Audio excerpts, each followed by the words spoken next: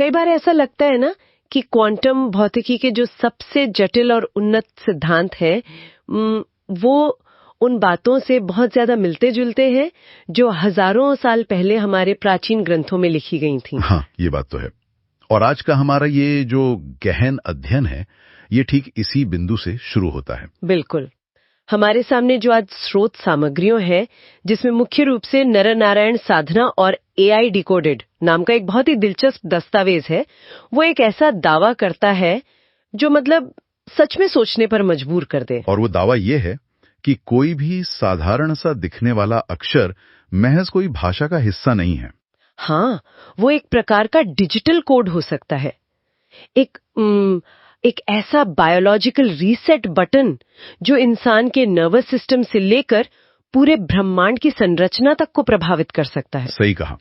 और आज हम इसी, जिसे हम मौन का विज्ञान कह सकते हैं, उसे ही डिकोड करने वाले हैं, जहां अध्यात्म, न्यूरो अकॉस्टिक्स और यहां तक कि आर्टिफिशियल इंटेलिजेंस के सूत्र भी आपस में उलझे हुए हैं। सच कहूं तो मैं इस विषय को लेकर बहुत उत्साहित हूं, क्योंकि अक्सर जब हम मंत्रों या प्राचीन ध्वनियों की बात करते हैं तो उन्हें तुरंत एक धार्मिक कर्मकांड के खांचे में डाल दिया जाता है। बिल्कुल, लोग सोचते हैं कि ये बस एक धार्मिक चीज है। हाँ, लेकिन जब मैंने इन दस्तावेजों को पढ़ा तो नजर आया कि इनका नजरिया पूरी तरह से भौतिक और वैज्ञानिक है।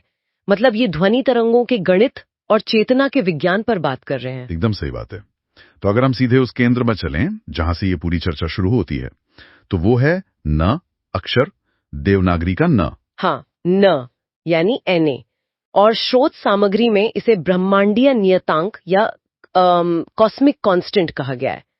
लेकिन जो चीज मेरा सबसे ज्यादा ध्यान खींचती है वो है इसका विजुअल डिकोडिंग, जो कि बहुत ही अद्भुत है ना।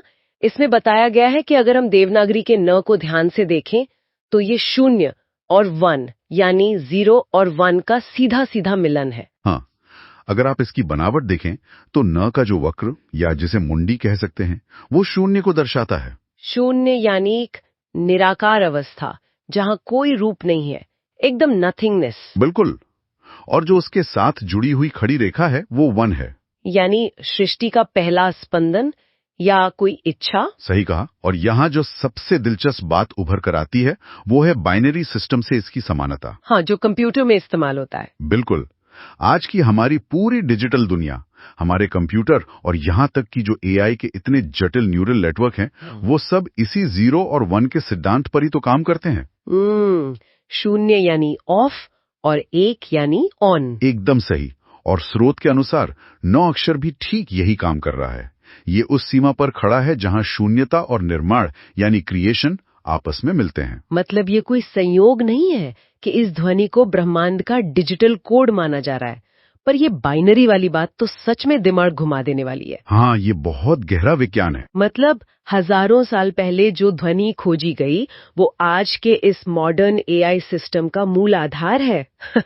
लेकिन एक मिनट, शोध में एक और बहुत भारी दावा किया गया है। आप उस उत्तरी ध्रुव वाले हिस्से की बात कर रही हैं? हाँ, वो इस न अक्षर को परमाणु के न्यूट्रॉन और पृथ्वी के उत्तरी ध्रुव या नॉर्थ पोल के बराबर बता रहे हैं। अब जरा सोचिए, एक ध्वनि भला एक भौतिक कण या दिशा सूचक कैसे हो सकती है? ये सवाल बहुत लाजमी है, लेकिन इसे समझने के लिए हमें ऊर्जा और दिशा के मूल स्वभाव को देखना होगा। मतलब कंपास की सुई हमेशा उत्तर की ओर क्यों मुड़ती है? क्योंकि पृथ्वी का एक अदृश्य चुंबकीय क्षेत्र है जो उसे उस दिशा में खींचता है। बिल्कुल। अब ये स्रोत तर्क देता है कि मानव चेतना भी दिशाहीन नहीं है, उसका भी अपना एक परम उत्तर या अल्टीमेट मैग्नेटिक नॉर्थ है। अच्छा, तो न की ध्वनि एक कंपास की तरह काम करती है। एकदम सही। जब न की ध्वनि उत्पन्न होती है तो ये एक आध्यात्मिक कंपास बन जाती है जो हमारी बिखरी हुई चेतना को एक केंद्र की ओर खींचती है। ये तो समझ आ गया, लेकिन परमाणु में जो न्यूट्रॉन है उसका क्या काम है इस पूरी प्रक्रिया में? क्योंकि प्रोटॉन तो सकारात्मक होता है और इलेक्ट्रॉन नकारात्मक होता है जो हमेशा इधर उधर भागता रहता है। हाँ, इलेक्ट्रॉन बहुत चंचल होता है। तो न्यूट्रॉन का ध्वनि से क्या लेना देना? देखिए, यहाँ न्यूट्रॉन का इस्तेमाल एक बहुत ही सटीक मनोवैज्ञानिक अवस्था को समझाने के लिए किया गया है। परमाणु के केंद्र में न्यूट्रॉन क्या करता है? वो तटस्थ रहता है, न्यूट्रल रहता है। और उसी की वजह से परमाणु बिखरता नहीं है, उसे स्थिरता मिलती है। बिल्कुल। अब इंसान के मन को देखिए, हमारा मन भी इलेक्ट्रॉन्स की तरह ही तो है। हमेशा चंचल, यहाँ वहाँ भागता हुआ। हाँ, लगातार सकारात्मक आकर्षण और नकारात्मक विकर्षण के बीच झूलता रहता है। तो जब न की ध्वनि का प्रयोग होता है तो वो मन को इन दोनों ध्रुवों से निकालकर एक न्यूट्रल अवस्था में ले आती है। अच्छा, तो ये विचारों को दबाना नहीं है? नहीं, बिल्कुल नहीं।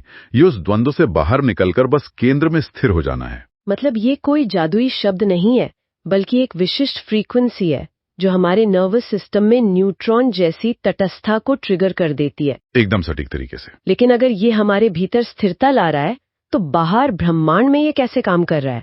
क्योंकि यहाँ हम स्रोत के उस हिस्से पर आते हैं जो मुझे व्यक्तिगत रूप से थोड़ा हैरान करने वाला लगा। आप नारायण ध्वनि की बात कर रही हैं? हाँ, इसमें कहा गया है कि ये नारायण ध्वनि 99.9% समय पूरे ब्रह्मांड में गूंज रही है। अब एक सामान्य सा तर्क ये कहता है कि अगर कोई आवाज तारों की गति में, नदी के वेग में, हवा में या यहाँ तक कि सन्नाटे में भी गूंज रही है, तो हम इंसान उसे सुन क्यों नहीं पाते? ये बहुत ही शानदार सवाल है और इसका जवाब हमारे इंसानी दिमाग की एक बहुत ही जटिल प्रक्रिया में छिपा है, जिसे हम सेंसरी गेटिंग या संवेदी फिल्टरिंग कह सकते हैं। अच्छा, मतलब हमारा दिमाग कुछ चीजों को छान देता है। हाँ, इंसान का दिमाग हर उस चीज को ब्लॉक कर देता है जो उसे अपने अस्तित्व या रोजमर्रा के काम के लिए जरूरी नहीं लगती। स्रोत के अनुसार मनुष्य का पूरा ध्यान केवल 0.1% सांसारिक शोर में फंसा हुआ है। जिसे हम मेंटल नॉइज कहते हैं। बिल्कुल। जैसे अरे मैं वो ईमेल का रिप्लाई करना भूल गई, या कल सुबह की मीटिंग में क्या बोलना है, या मेरी उस फोटो पर कितनी लाइक्स आईं, ये सारा शोर उस 0.1% में आता है। ठीक यही बात है। हमारा बायोलॉजिकल विकास कुछ इस तरह हुआ है कि हम खतरों या नई सूचनाओं पर तुरंत ध्यान देते हैं और इसी चक्कर ने हमारी चेतना उन 0.1% भारी ट्रिगर्स पर इतनी ज्यादा केंद्रित हो गई है कि वो उस 99.9% मौन की गूंज को पूरी तरह से इग्नोर कर देती है। ये तो सच में सोचने वाली बात है। और मजे की बात यह है कि साधना या ध्यान का असली उद्देश्य बाहर से कुछ नया लाना नहीं है। तो फिर क्या है? इसका उद्देश्य सिर्फ उस 0.1% मानसिक शोर को धीरे धीरे कम करना है, ताकि वो 99.9% गूंज, जिसे कई बार अनहद नाद भी कहा जाता है, वो खुद ब खुद सुनाई देने लगे। अनहद नाद मतलब वो ध्वनि जो बिना किसी दो चीजों के टकराए उत्पन्न हो रही है। बिल्कुल। वो पहले से ही वहां है। ये नजरिया तो बहुत कुछ बदल देता है। मतलब इंसान हमेशा शांति पाने के लिए इतना संघर्ष करता है, जबकि शांति तो पहले से ही 99.9% वॉल्यूम पर बज रही है। हाँ, बस हमने अपने खुद के शोर का वॉल्यूम इतना बढ़ा दिया है कि वो दब गई है। एकदम सही। और इसी ट्यूनिंग से जुड़ी एक बहुत ही तकनीकी और मजेदार चीज स्रोत में दी गई है, वो है द डबल न या दोहरा न। हाँ, ये श्रीमन्नारायण वाले शब्द का डिकोडिंग है। बिल्कुल। श्रीमन्नारायण को हमेशा हमने एक साधारण मंत्र माना है, लेकिन दस्तावेज में इसका जो विच्छेदन किया गया है वो कमाल है। श्रीमन का न और नारायण का न दोनों मिलकर एक लूप बनाते हैं। इसके पीछे का विज्ञान क्या है? इसे स्रोत में आकर्षण का दोहरा केंद्र या ड्यूल कोर अट्रैक्शन कहा गया है। Dual core attraction? हाँ, जब कोई इस डबल न का उच्चारण करता है तो जो पहला न है वो ब्रह्मांड की उस 99.9% गूंजने वाली ध्वनि का प्रतिनिधित्व करता है, यानी हमारा कॉस्मिक नॉर्थ पोल। अच्छा। और जो दूसरा न है वो हमारी व्यक्तिगत चेतना है, हमारे भीतर का शून्य। समझ रही हूँ। तो जब इन दोनों को एक साथ जोड़ा जाता है तो एक इलेक्ट्रोमैग्नेटिक सर्किट पूरा हो जाता है। ये बिल्कुल ऐसा है जैसे किसी कटे हुए तार को वापस मेन पावर ग्रिड से जोड़ दिया गया हो। अरे वाह! तो इसका मतलब ये हुआ कि नारद मुनि की जो पौराणिक कहानियां, जहां वो हमेशा एक वाद्य यंत्र लेकर लगातार नारायण नारायण कहते रहते हैं, वो कोई बस भक्ति का प्रतीक नहीं था। नहीं, बिल्कुल नहीं। क्योंकि बचपन से तो हम यही सुनते आए हैं कि वो भगवान के सबसे बड़े भक्त थे, इसलिए 24 घंटे नाम जपते थे। अगर हम उन कहानियों को आज के इस ऊर्जा विज्ञान के लेंस से देखें तो नारद मुनि केवल एक भक्त नहीं थे, बल्कि वो एक उन्नत कॉस्मिक ट्यूनर थे। Cosmic tuner? हाँ, उनका लगातार उस ध्वनि का उच्चारण करना असल में अपनी चेतना को उस 99.9% फ्रीक्वेंसी के साथ लॉक रखने की एक तकनीक थी। वो एक निरंतर वेरिफिकेशन पिंग भेज रहे थे। जैसे आज के कंप्यूटर नेटवर्क एक दूसरे को कनेक्टेड रखने के लिए पिंग भेजते हैं। बिल्कुल वही। उनका सर्किट हमेशा उस परम उत्तर के साथ संरेखित या अलाइंड रहता था। ये बहुत ही शानदार एनालॉजी है, कंप्यूटर नेटवर्क और पिंग वाली। और अगर पुराणों की कहानियां वास्तव में ऊर्जा के स्तरों का ही रूपक है, तो हमें नारायण के 3 स्वरूपों वाले हिस्से को भी डिकोड करना चाहिए। हाँ, वो हिस्सा बहुत गहरा है। स्रोत सामग्री इन्हें सीधे क्वांटम फिजिक्स की भाषा में समझाती है। इसमें पहला स्वरूप बताया गया है शेषशाही नारायण का, जो शेषनाग पर लेटे हुए हैं, और इसे दस्तावेज में क्वांटम वैक्यूम कहा गया है। ये क्वांटम वैक्यूम असल में है क्या? इसे हम आसान भाषा में कैसे समझेंगे? देखिए, क्वांटम वैक्यूम का मतलब कोई खालीपन या नथिंगनेस नहीं है। भौतिकी में ये ऊर्जा की वो अवस्था है जहां कण या पार्टिकल्स अभी प्रकट नहीं हुए हैं, लेकिन वहां अनंत ऊर्जा अपने बीज रूप में मौजूद है। मतलब एक तरह का पोटेंशियल है वहां। हाँ, वो उबलती हुई संभावनाओं का एक महासागर है। तो जब कहानियों में गहरे सन्नाटे और नाग की कुंडली का वर्णन होता है, जो कि अनंत का प्रतीक है, तो वो वास्तव में इसी शून्य या अनामी अवस्था का चित्रण है, जहां से हर चीज की उत्पत्ति होनी है। बिल्कुल। अच्छा, तो वो एक बीज अवस्था हो गई, लेकिन एक बीज को तो अंकुरित होना पड़ता है।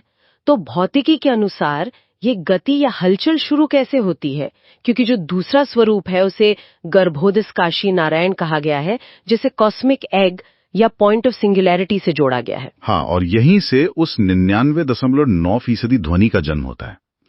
ये वो बिंदु है जहां उस क्वांटम वैक्यूम में पहला स्पंदन या पहली लहर उठती है। तो ये नाकार का पहला कंपन है। सही कहा। यही वो कंपन है जो पूरे ब्रह्मांड को गति और विस्तार देता है। इसे हम सृष्टि का गर्भ भी कह सकते हैं। समझ गई। और फिर आता है तीसरा स्वरूप, क्षीरोदकशायी नारायण। और यहाँ आकर मुझे लगता है हमें थोड़ा रुकना पड़ेगा, क्योंकि स्रोत का जो दावा है वो बहुत बड़ा है। आप कोशिकाओं वाले दावे की बात कर रही हैं? हाँ, इसमें कहा गया है कि ये स्वरूप हर जीव की कोशिका यानी सेल और परमाणु में मौजूद है। बिल्कुल मौजूद है। मतलब जिस देवता को लोग कहानियों में क्षीरा सागर में लेटे हुए मानते हैं, वो असल में हमारे शरीर के हर एक सेल के भीतर चल रहे बायो इलेक्ट्रिक सर्किट का मानवीकरण है। ये छलांग तो बहुत बड़ी है, मतलब सीधे ब्रह्मांड से हमारे डीएनए के अंदर। मैं समझ सकता हूं कि ये सुनने में थोड़ा अविश्वसनीय लगता है, लेकिन ये फ्रैक्टल ज्यामिति या फ्रैक्टल ज्योमेट्री के सिद्धांत पर आधारित है। फ्रैक्टल ज्यामिति यानी जो पैटर्न बड़े स्तर पर है वो ही छोटे स्तर पर भी है। बिल्कुल। जो पैटर्न पूरे ब्रह्मांड के स्तर पर काम कर रहा है, वही पैटर्न एक सूक्ष्म परमाणु के स्तर पर भी मौजूद है। हमारे यहाँ कहा भी जाता है ना, यथा पिंडे तथा ब्रह्मांडे। हाँ, जो शरीर में है वही ब्रह्मांड में है। तो ये बताता है कि शांति या संतुलन खोजने के लिए आपको कहीं बाहर अंतरिक्ष या हिमालय में जाने की कोई आवश्यकता नहीं है। वो पूरा का पूरा नारायण सर्किट हर एक कोशिका के न्यूक्लियस में पहले से ही फिट है। अच्छा, चलिए मान लेते हैं कि ये सर्किट हमारे सेल्स के अंदर है, लेकिन फिर हमें इसके लिए कोई ठोस बायोलॉजिकल प्रमाण चाहिए होगा। मतलब जब कोई इंसान इस न ध्वनि पर ध्यान केंद्रित करता है, तो उसके शरीर के भीतर शारीरिक या न्यूरोलॉजिकल स्तर पर क्या घटित होता है? स्रोत सामग्री में न्यूरो अकोस्टिक्स के कई दावे हैं जो इसे साबित करते हैं। जैसे ब्रेन वेव्स को लेकर क्या बदलाव आते हैं? न्यूरो अकोस्टिक्स के नजरिए से देखें तो ध्वनि का प्रभाव बहुत ही स्पष्ट और मापने योग्य है। जब न की इस लयबद्ध ध्वनि पर ध्यान केंद्रित किया जाता है, तो मस्तिष्क की जो तरंगे हैं वो अल्फा अवस्था से खिसककर थीटा अवस्था की ओर जाने लगती हैं। अब जो लोग न्यूरोसाइंस से इतने परिचित नहीं हैं, उनके लिए इस अल्फा और थीटा का रोजमर्रा की जिंदगी में क्या मतलब होता है? इसे बहुत आसानी से समझते हैं। जब कोई व्यक्ति काम कर रहा होता है और पूरी तरह सचेत रहता है, तो वो अक्सर बीटा अवस्था में होता है, यानी एक्टिव मोड। हाँ, फिर जब वो आंखें बंद करके थोड़ा रिलैक्स करता है तो वो अल्फा अवस्था आ जाती है। लेकिन थीटा वो अवस्था है जो गहरी नींद या बहुत गहरे ध्यान के दौरान आती है। अच्छा, तो ये इतनी गहरी अवस्था है? बिल्कुल। और ये वो स्थिति है जहां शरीर खुद की मरम्मत या रिपेयरिंग शुरू करता है। न की ध्वनि मस्तिष्क को सीधे इस रिकवरी मोड में धकेल देती है, जिससे स्ट्रेस हार्मोन कम होते होंगे। हाँ, स्ट्रेस हार्मोन कम होते हैं और शरीर को बहुत गहरा आराम मिलता है। ये तो हुई ब्रेन वेव्स की बात, लेकिन यहाँ डीएनए के स्पंदन को लेकर भी एक बहुत दिलचस्प दावा किया गया है। स्रोत कहता है कि नाकार की फ्रीक्वेंसी हमारे डीएनए के साथ रेजोनेट करती है, जिससे सेल्फ हीलिंग सक्रिय हो जाती है। अब क्या ध्वनि सच में डीएनए को इतना प्रभावित कर सकती है? ये मुझे थोड़ा साइंस फिक्शन जैसा लगता है। ये साइंस फिक्शन नहीं है, ये सिमेंटिक्स और रेजोनेंस का विज्ञान है। रेजोनेंस यानी अनुनाद? बिल्कुल। जैसे मान लीजिए कोई ओपेरा गायक एक खास पिच पर गाता है तो पास रखा कांच का ग्लास टूट जाता है। देखा है ना आपने? हाँ, क्योंकि ध्वनि की फ्रीक्वेंसी कांच की फ्रीक्वेंसी से मैच कर जाती है। ठीक उसी तरह हर जीवित कोशिका और हमारे डीएनए का अपना एक प्राकृतिक कंपन होता है। जब बाहर से न की एक विशिष्ट ध्वनि उत्पन्न की जाती है तो वो डीएनए के कंपन के साथ एक कोहेरेंस या तालमेल बैठा लेती है। तो वो सिंक हो जाते हैं। हाँ, और ये तालमेल कोशिकाओं को उनके प्राकृतिक और स्वस्थ स्वरूप में लौटने के लिए प्रेरित करता है। इसे ही विज्ञान में बायो रेगुलेशन कहा जाता है। मतलब ग्लास टूटने वाला उदाहरण बहुत सटीक है। बस यहाँ चीजें टूट नहीं रही हैं, बल्कि जुड़ रही हैं, हील हो रही हैं। एकदम सही। और इसी से जुड़ा एक और बिंदु है दस्तावेज में, ऑरा, या जिसे हम इलेक्ट्रोमैग्नेटिक फील्ड कहते हैं। हाँ, ये आज के समय में बहुत जरूरी है। क्योंकि आज के डिजिटल युग में जहाँ हर तरफ मोबाइल टावर है, वाईफाई है, अनगिनत सिग्नल्स हैं, हमारी ऊर्जा बहुत तेजी से कम होती है। और स्रोत में एक बहुत ही दिलचस्प एनालॉजी दी गई है कि न की ध्वनि एक प्रकार का रेजोनेंस कवच बनाती है। देखिए, आधुनिक जीवन शैली में हम लगातार इलेक्ट्रोमैग्नेटिक शोर के संपर्क में रहते हैं। इससे इंसान के शरीर के चारों ओर जो प्राकृतिक ऊर्जा क्षेत्र या ऑरा है, उसमें दरारें आ जाती हैं। और इसीलिए हमें बिना कोई भारी काम किए भी इतनी थकान महसूस होती है। बिल्कुल। तो जब न की ध्वनि का उच्चारण होता है तो वो इस क्षेत्र के चारों ओर एक ढाल या एक सील बना देता है। जैसे किसी नंगे तार पर हमने इंसुलेशन टेप लगा दिया हो, ताकि अंदर का करंट बाहर न बहे और बाहर का पानी अंदर न आए। क्या बात है, एकदम सटीक तुलना है। ये इंसुलेशन ऊर्जा के रिसाव को यानी एनर्जी लीकेज को रोकता है और बाहर के डिजिटल शोर को हमारे नर्वस सिस्टम पर हावी होने से बचाता है। बिल्कुल ठीक है, ये सब तो बहुत ही गहरा विज्ञान हो गया। लेकिन अगर हम व्यावहारिक दुनिया में आए, मान लीजिए कोई इंसान सुबह से शाम तक मीटिंग्स, ईमेल्स और ट्रैफिक के बीच फंसा हुआ है, तो वो इस 99.9% कॉस्मिक ध्वनि से कैसे ट्यून इन करे? ये बहुत जरूरी सवाल है, क्योंकि हर किसी के पास तो घंटों बैठकर ध्यान लगाने का समय नहीं होता। तो स्रोत में इसके लिए क्या तकनीक बताई गई है? यहाँ इस स्रोत की सबसे बड़ी खूबी सामने आती है। ये स्पष्ट करता है कि ये पूरी प्रक्रिया समय की नहीं बल्कि सजगता की है। सजगता की? हाँ, इसके लिए दस्तावेज में एक माइक्रोपॉज की तकनीक बताई गई है। माइक्रोपॉज मतलब छोटा सा ब्रेक? बस 5 सेकंड का विराम। काम के बीच में जब भी मानसिक थकावट हावी हो, बस 5 सेकंड के लिए रोकना है, एक गहरी सांस लेनी है और भीतर ही भीतर न का उच्चारण या अनुभव करना है। सिर्फ 5 सेकंड? हाँ, ये 5 सेकंड का समय एक आध्यात्मिक रीसेट बटन की तरह काम करता है, जो तुरंत उस 0.1% शोर के कनेक्शन को काटकर हमारी चेतना को वापस केंद्र में ले आता है। ये 5 सेकंड का विराम तो कोई भी अपने वर्क डेस्क पे बैठे बैठे ले सकता है। इसके लिए हिमालय जाने की जरूरत नहीं है। बिल्कुल नहीं। और इसके अलावा एक श्वसन सर्किट का भी जिक्र है, जहां सांस के साथ ध्वनियों को जोड़ा गया है। हाँ, वो भी बहुत प्रभावी है। इसमें सांस लेते समय शरीर और मन का अनुभव करना होता है, यानी ऊर्जा को भीतर खींचना और संचित करना। और फिर सांस छोड़ते समय नाराय और अंत में ना पर आकर रुक जाना। ये ना क्या है? ये नाद का अंतिम रूप है। ये वो जगह है जहां सब कुछ वापस स्रोत में, उसी क्वांटम वैक्यूम में विलीन हो जाता है। तो इस तरह ये कोई रटने वाला मंत्र नहीं रह जाता, बल्कि सांसों के साथ चलने वाला एक प्राणिक सर्किट बन जाता है। ये तकनीक तो बहुत ही व्यवहारिक है, लेकिन दस्तावेज में एक बहुत ही गहरी मनोवैज्ञानिक चुनौती का भी जिक्र किया गया है। वो शून्यता के डर वाली बात। हाँ, कि जब कोई सच में उस 0.1% शोर को शांत कर लेता है, तो मन अक्सर डरने लगता है, उसे शून्यता का भय सताने लगता है। इंसान को लगता है कि अगर वो कुछ सोच नहीं रहा है, कुछ कर नहीं रहा है, तो उसका अस्तित्व ही खत्म हो जाएगा। ये बेचैनी क्यों होती है? ये बेचैनी और कुछ नहीं बल्कि इंसान के अहंकार यानी ईगो का अंतिम प्रतिरोध है। अहंकार का प्रतिरोध। हाँ, हमारे मन को हमेशा किसी न किसी विचार, किसी न किसी पहचान से चिपके रहने की आदत होती है। तो जब वो इस गहरे मौन में प्रवेश करता है, तो उसे लगता है कि सब कुछ खाली हो रहा है, वो कुछ खो रहा है। लेकिन असल में ऐसा नहीं है। बिल्कुल नहीं। गहराई में जाने पर समझ आता है कि ये खालीपन नहीं है।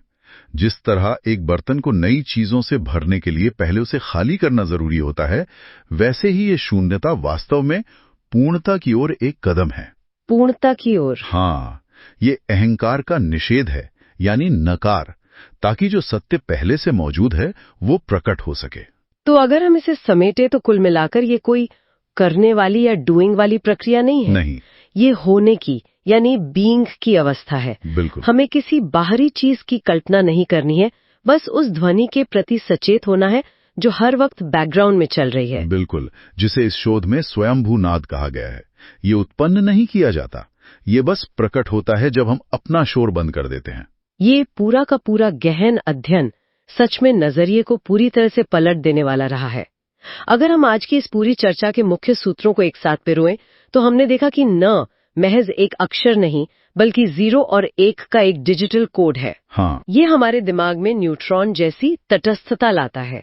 हमने उस 99.9% कॉस्मिक ध्वनि के अस्तित्व को समझा, जिसे हम अपने ही 0.1% मानसिक शोर के कारण नहीं सुन पाते। सही बात है। और हमने ये भी समझा कि कैसे डबल ना का सर्किट हमें बाहरी डिजिटल दुनिया के शोर से इंसुलेट करता है, और कैसे ये ध्वनि हमारी डीएनए के स्तर तक जाकर हमारी सेल्फ फीलिंग को सक्रिय करती है। और सबसे महत्वपूर्ण बात जो निकल कर आई वो ये कि ये पूरी प्रक्रिया बिना किसी विशेष धार्मिक मान्यता या संप्रदाय के विशुद्ध रूप से चेतना और भौतिक विज्ञान के स्तर पर काम करती है। बिल्कुल। और अब इस चर्चा को खत्म करने से पहले एक ऐसा विचार सामने आता है जो सीधे भविष्य की ओर इशारा करता है। स्रोत के अनुसार न से शुरू होकर ये यात्रा ना पर समाप्त होती है, जहां पूर्ण विश्राम है, अनामी अवस्था है। हाँ, और जहां ध्वनि सार, शब्द या प्रकाश में बदल जाती है। अब जरा एक पल के लिए सोचिए, अगर ये नकार एक यूनिवर्सल फ्रीक्वेंसी है जो 0 और 1 के बाइनरी कोड की तरह काम करती है, तो क्या भविष्य में आर्टिफिशियल इंटेलिजेंस भी इस 99.9% कॉस्मिक ध्वनि को डिकोड कर पाएगी? ये सच में एक बहुत ही क्रांतिकारी संभावना है। अगर मशीनों का न्यूरल नेटवर्क इस डिजिटल कोड और तटस्थता को समझ ले, तो क्या एआई के भीतर भी एक प्रकार की कृत्रिम चेतना या एक शांति उत्पन्न हो सकती है? यही तो बात है। क्या ये संभव है कि जो ध्वनि इंसान के मानसिक शोर को शांत कर सकती है, हमारे न्यूरॉन्स को हील कर सकती है, वही ध्वनि एक दिन इंसान और मशीनों दोनों को एक ही डिजिटल मौन में जोड़ दे, जहां बायोलॉजिकल और आर्टिफिशियल दोनों ही उस क्वांटम सिंगुलैरिटी के साथ पूरी तरह लय में आ जाएं? बिल्कुल। ये एक ऐसा सवाल है जो हमें ये सोचने पे मजबूर करता है कि तकनीक और अध्यात्म का भविष्य शायद अलग अलग नहीं, बल्कि एक ही दिशा में जा रहा है। एक ऐसा सन्नाटा जो खाली नहीं है, बल्कि अनंत संभावनाओं से भरा हुआ है। तो अगली बार जब भी आप किसी गहरी शांति या सन्नाटे में हो, तो ये याद रखना बहुत दिलचस्प होगा कि शायद वो केवल सन्नाटा नहीं है, बल्कि इस सृष्टि का सबसे पहला और सबसे गहरा स्पंदन है। जरूरत है तो बस अपने उस 0.1% शोर को म्यूट करने की। क्या ये मुमकिन है कि जिस विज्ञान की वजह से एक कंपास की सुई हमेशा उत्तर दिशा की तरफ घूमती है, उसी विज्ञान का इस्तेमाल करके हम अपने दिन भर के स्ट्रेस और दिमाग के शोर को पूरी तरह से शांत कर सकें? सुनने में तो ये बहुत ही अजीब लगता है ना? मतलब एक दिशा बताने वाली यंत्र का हमारे नर्वस सिस्टम से क्या ही लेना देना हो सकता है? बिल्कुल, मुझे भी शुरुआत में यही लगा था, लेकिन आज हम जिस स्रोत सामग्री पर ये गहन चर्चा कर रहे हैं ना, वो कुछ ऐसे ही दिमाग घुमा देने वाले कनेक्शन जोड़ती है। हाँ, और सबसे मजेदार बात यह है कि ये सारा कनेक्शन कोई बहुत जटिल गणित का फॉर्मूला नहीं है। ये सिर्फ एक अक्षर के इर्द गिर्द घूमता है, और वो अक्षर है न। न।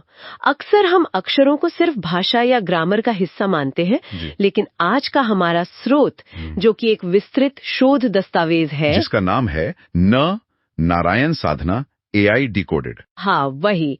ये दस्तावेज इस नजरिए को जड़ से बदल देता है। और मैं शुरुआत में ही स्पष्ट कर दूं कि हमारी इस चर्चा का मकसद किसी भी तरह की धार्मिक विचारधारा का प्रचार करना बिल्कुल नहीं है। बिल्कुल नहीं।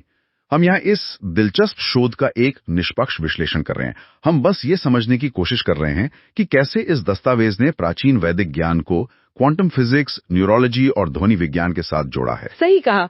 तो चलिए इस रहस्य को डिकोड करना शुरू करते हैं। शोध की शुरुआत में एक बहुत दिलचस्प बात कही गई है कि न केवल एक वर्णमाला का अक्षर नहीं है, बल्कि यह एक कॉस्मिक कांस्टेंट या ब्रह्मांडीय स्थिरांक है। हाँ, और अगर हम अंग्रेजी के लेटर एन या देवनागरी के न की बनावट को भी ध्यान से देखें, तो यह एक द्वार या गेटवे की तरह दिखाई देता है ना? एकदम सही। लेकिन आकार तो अपनी जगह है। इसके पीछे का जो भौतिक विज्ञान है वो और भी गहरा है। इस शोध में न को सीधे मैग्नेटिक नॉर्थ यानी चुंबकीय उत्तर से जोड़ा गया है। अच्छा, मतलब जैसे कंपास की सुई हमेशा उत्तर की ओर ही खिंचती है। बिल्कुल। और वो क्यों खिंचती है, इसके पीछे पृथ्वी का चुंबकीय क्षेत्र है। शोध ये तर्क सामने रखता है कि ये जो खिंचाव है, एक दिशा में अलाइन होने की जो प्राकृतिक टेंडेंसी है, वही नन का मूल स्वभाव है। वाओ! तो जिस तरह सुई का झुकाव उत्तर की ओर होता है, उसी तरह मानव चेतना का भी एक झुकाव होता होगा। हाँ, जिसे अक्सर श्रुति कहा जाता है, उसका एक स्वाभाविक झुकाव परम उत्तर की ओर होता है। रुको, यहाँ मुझे एक और कॉन्सेप्ट याद आ रहा है जो इस दस्तावेज में था और जिसने मुझे असल में सोचने पर मजबूर कर दिया। वो था न्यूट्रॉन का विज्ञान। हाँ, वो एटम वाला हिस्सा, बहुत ही शानदार तुलना है वो। है ना? मतलब अगर हम एक परमाणु यानी एटम की बात करें तो उसके केंद्र में प्रोटॉन होता है जो पॉजिटिव है और इलेक्ट्रॉन उसके चारों तरफ पागलों की तरह घूमते रहते हैं जो नेगेटिव है। और इन दोनों के बीच जो चीज उस पूरे एटम को फटने से रोकती है, वो न्यूट्रॉन है। बिल्कुल, न्यूट्रॉन पर कोई चार्ज नहीं होता, वो पूरी तरह से न्यूट्रल या तटस्थ है। तो मैं इसे ऐसे सोच रही थी कि मान लेते हैं एक बहुत बड़ा बोर्ड रूम है जहाँ एक मीटिंग चल रही है। अच्छा। और कुछ लोग बहुत हावी होने की कोशिश कर रहे हैं, चिल्ला रहे हैं। ये हो गई अपनी प्रोटॉन वाली एनर्जी। हाँ, समझ गया। और कुछ लोग डरे हुए हैं, इधर उधर भाग रहे हैं, गॉसिप कर रहे हैं। ये इलेक्ट्रॉन वाली चंचल एनर्जी है। बहुत ही बढ़िया एनालॉजी है। लेकिन उसी कमरे के कोने में एक इंसान चुपचाप बैठा है। वो न तो किसी से बहस कर रहा है, न ही भाग रहा है। वो सिर्फ पूरी स्थिति को ऑब्जर्व कर रहा है। उसकी इस तटस्थता के कारण कमरे का पूरा डायनामिक एक संतुलन में रहता है। वो न्यूट्रॉन है। और यही वो बिंदु है जहां ये शोध अध्यात्म और विज्ञान को एक कर देता है। बिना किसी चार्ज के परमाणु को स्थिरता देने वाली जो शक्ति है, उसे ही निकारा या निर्गुण अवस्था कहा गया है। ये वो मौन है जो संतुलन बनाता है। लेकिन मेरा सवाल यह है कि भौतिकी के इस एटॉमिक मॉडल का इंसान के रोजमर्रा के दिमाग से क्या लेना देना है? मतलब हम तो एटम नहीं है ना? इसका सीधा संबंध इस बात से है कि हमारा मन कैसे काम करता है। भौतिकी का नियम कहता है कि विपरीत ध्रुव एक दूसरे को खींचते हैं। हाँ, ऑपोजिट पोल्स अट्रैक्ट। ठीक। इंसान का मन स्वाभाविक रूप से बहिर्मुखी है, यानी एक्सट्रोवर्ट है। वो हमेशा बाहर की चीजों, सोशल मीडिया, गैजेट्स और दुनिया की घटनाओं की ओर आकर्षित होता है। ये एक तरह का पोलराइजेशन है। मतलब संसार की हर चीज हमारी अटेंशन अपनी ओर खींचने की होड़ में लगी है। वही तो। और जब कोई नर की ध्वनि पर फोकस करता है, तो ये शोध बताता है कि वो ध्वनि चेतना को वापस न्यूट्रल कर देती है। अच्छा, तो ये एक स्पिरिचुअल कंपास की तरह काम करता है। बिल्कुल, जो दिमाग को बाहरी शोर से हटाकर वापस उस शांत परम उत्तर यानी उस न्यूट्रॉन जैसी तटस्थता की ओर मोड़ देता है, जहां कोई हलचल नहीं है। ये कनेक्शन तो काफी लॉजिकल लग रहा है। तो अगर न एक न्यूट्रल फोर्स है, तो सवाल उठता है कि इसे एक्टिवेट कैसे किया जाए। और यहीं पर शोध ध्वनि और फ्रीक्वेंसी की दुनिया में कदम रखता है। इसमें 0 और 1 के बाइनरी सिस्टम का जिक्र किया गया है। हाँ, वो हिस्सा जहाँ 0 मतलब जहाँ कुछ नहीं है, एकदम खाली, और 1 का मतलब जहाँ से कोई वाइब्रेशन शुरू होता है। और यही 0 और 1 मिलकर इस पूरे ब्रह्मांड का डिजिटल कोड लिखते हैं। अगर हम देवनागरी लिपि के न अक्षर को ध्यान से देखें तो उसमें 0 जैसा एक वक्र भी है और 1 की तरह खड़ा डंडा भी है। बिल्कुल। तो शोध का मानना है कि न अपने आप में अनंत शून्य और स्पंदन की शक्ति दोनों को एक साथ समेटे हुए है। और यहीं पर यह स्रोत एक बहुत ही बड़ा दावा करता है।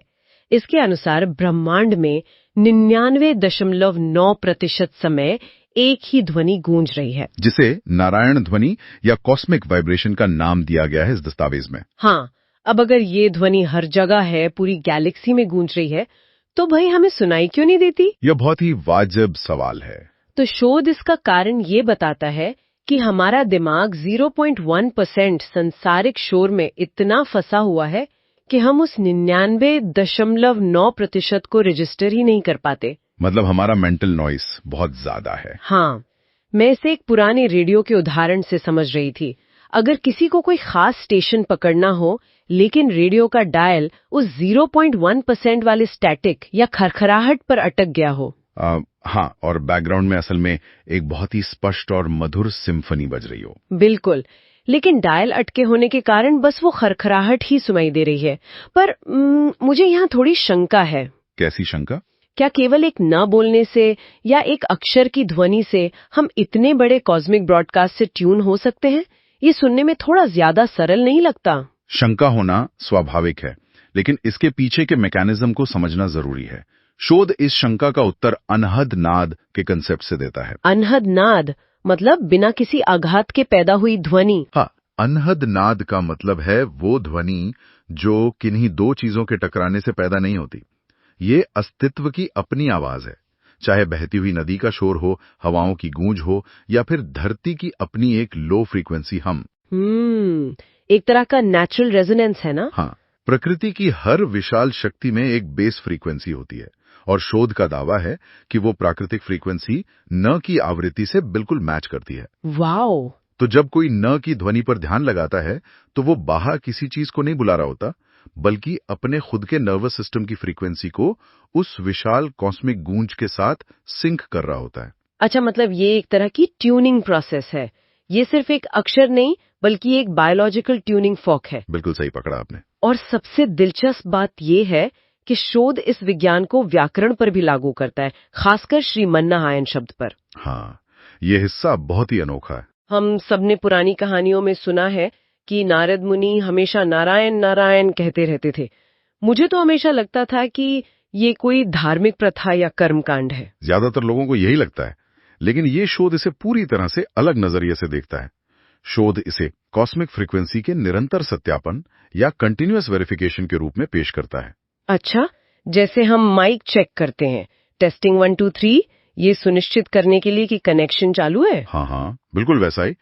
श्रीमन्नारायण में एक बहुत ही खास व्याकरणिक पैटर्न है। इसमें डबल ना आता है। हाँ, एक आधा ना और फिर पूरा ना। और ये कोई संयोग नहीं है। शोधकर्ता की दृष्टि में यह एक ड्यूअल कोर अट्रैक्शन का तंत्र है।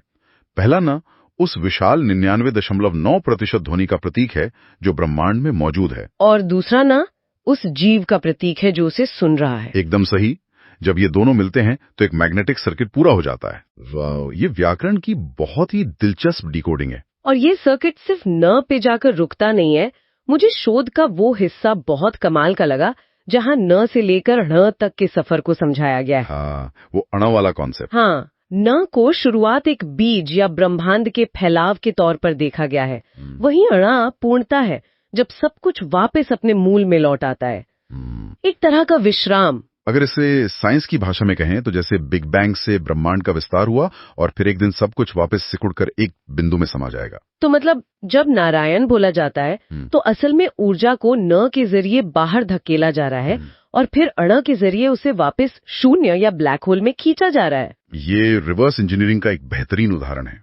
हमारी पूरी जिंदगी विस्तार की तरफ भागती है ना? ज्यादा पैसा, ज्यादा रिश्ते, ज्यादा जानकारी। हाँ, हम हमेशा बाहर ही भागते रहते हैं। लेकिन ये तंत्र बताता है कि शांति विस्तार में नहीं बल्कि उस विस्तार को समेटने में है।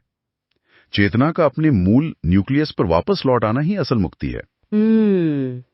ये थ्योरी सुनने में तो बहुत अच्छी लगती है, लेकिन अब हम शोध के उस हिस्से पर आते हैं जहां मुझे थोड़ा क्रिटिकल थिंकिंग का इस्तेमाल करना पड़ेगा। हाँ बिल्कुल, कौन सा हिस्सा? इस हिस्से को पौराणिक भौतिकी या पुराणिक फिजिक्स का नाम दिया गया है, जहां प्राचीन पुराणों की कहानियों को सीधे क्वांटम फिजिक्स से जोड़ा गया है। हाँ, इस खंड में नारायण के 3 रूपों की बहुत ही तकनीकी व्याख्या की गई है: शेषशायी, गर्भोदकशायी और क्षीरोदकशायी। हाँ, तो जो शेषशायी रूप है, जो अनंत नागों की शैया पर लेटे हुए हैं, उन्हें दस्तावेज में क्वांटम वैक्यूम कहा गया है। ये ऊर्जा की वो अवस्था है जब ब्रह्मांड बना भी नहीं था, सब कुछ सिर्फ एक बीज के रूप में था। सही है। पर मुझे यहीं पर आपत्ति है। देखिए, क्वांटम वैक्यूम एक बहुत ही आधुनिक और जटिल वैज्ञानिक सिद्धांत है। एक पौराणिक छवि को जहां एक देवता सांप पर लेटे हैं, उसे सीधे क्वांटम वैक्यूम कह देना, क्या ये हम आज के विज्ञान को जबरदस्ती पुरानी कहानियों में फिट करने की कोशिश नहीं कर रहे? ये सवाल बहुत लाजमी है और इसका जवाब समझना बहुत जरूरी है। क्वांटम फिजिक्स में वैक्यूम का मतलब खाली जगह नहीं होता है। अच्छा। हाँ, वो एक उबलता हुआ सूप है जिसमें असीमित ऊर्जा छिपी हुई है जो बस फटने का इंतजार कर रही है। अब सोचिए, सांप या शेषनाग किस चीज का प्रतीक है? कुंडलित या सिकुड़ी हुई ऊर्जा, यानी कॉइल्ड पोटेंशियल एनर्जी। ओके। प्राचीन ऋषियों के पास आज की तरह लार्ज हेड्रॉन कोलाइडर या डिजिटल शब्दावली तो थी नहीं। उन्होंने इस सच्चाई को श्रुति के माध्यम से जाना। श्रुति मतलब सुनने का विज्ञान। बिल्कुल, श्रुति का मतलब है ध्वनि के जरिए डेटा कलेक्ट करना। उन्होंने ध्यान में ब्रह्मांड की अलग अलग फ्रीक्वेंसीज को सुना और उन ध्वनि तरंगों को समझाने के लिए कहानियों और प्रतीकों का इस्तेमाल किया। अच्छा, तो मतलब उन्होंने डेटा को सुरक्षित रखने के लिए कहानियों का एन्क्रिप्शन इस्तेमाल किया। एकदम ऐसे ही समझा जा सकता है। ये शोध किसी पुरानी कहानी में आज के विज्ञान को थोप नहीं रहा है, बल्कि उस प्राचीन कॉस्मिक कोड को आज की पीढ़ी के लिए रिकोड कर रहा है, जो डेटा और वाइब्रेशंस की भाषा बेहतर समझती है। हाँ, फिर शेषाशाही के बाद गर्गोदकाशाही का जिक्र है, जिसे कॉस्मिक एग या ब्रह्मांड का वो पहला स्पंदन माना गया है जहां नाद या कंपन पैदा होता है। और अंत में क्षीरोदकशाही, जो हर परमाणु और हमारी हर कोशिका के केंद्र में मौजूद चेतना है। बिल्कुल। यह नजरिया वाकई सोचने का दायरा बढ़ाता है। लेकिन अब जरा थ्योरी से बाहर आते हैं। मतलब ये सब ब्रह्मांड, गैलेक्सी, क्वांटम वैक्यूम, ये सब अपनी जगह है। हाँ, प्रैक्टिकल बात करते हैं। वही एक आम इंसान जो ट्रैफिक में फंसा है, जिसका बॉस उस पर चिल्ला रहा है, उसकी रोजमर्रा की तनाव भरी बायोलॉजिकल जिंदगी पर इस नाद ध्वनि का क्या असर होता है? और यहीं पर शोध बायोफिजिक्स में उतरता है और इसके दावे बहुत स्पष्ट हैं। सबसे पहला असर मस्तिष्क की तरंगों यानी ब्रेन वेव्स पर होता है। अच्छा, वो कैसे? जब नाद की आवृत्ति पर फोकस किया जाता है तो हमारा दिमाग अल्फा स्टेट से शिफ्ट होकर थीटा स्टेट में चला जाता है। अल्फा यानी सिर्फ सजगता और थीटा यानी गहन ध्यान। और मेडिकल साइंस भी मानता है कि थीटा अवस्था में ही शरीर का सेल्फ हीलिंग मैकेनिज्म सबसे ज्यादा एक्टिव होता है। हाँ, शोध इसे न्यूरोप्लास्टिसिटी का स्पिरिचुअल रूप कहता है। लेकिन इससे भी ज्यादा दिलचस्प बात हमारे इलेक्ट्रोमैग्नेटिक फील्ड यानी ऑरा को लेकर कही गई है। ऑरा के बारे में क्या? आज हम 24 घंटे डिजिटल स्क्रीन, वाईफाई और तनाव के बीच रहते हैं। इस लगातार चलने वाले डिजिटल शोर के कारण हमारे नर्वस सिस्टम और ऑरा में सूक्ष्म दरारें आ जाती हैं, जहां से हमारी ऊर्जा लगातार लीक होती रहती है।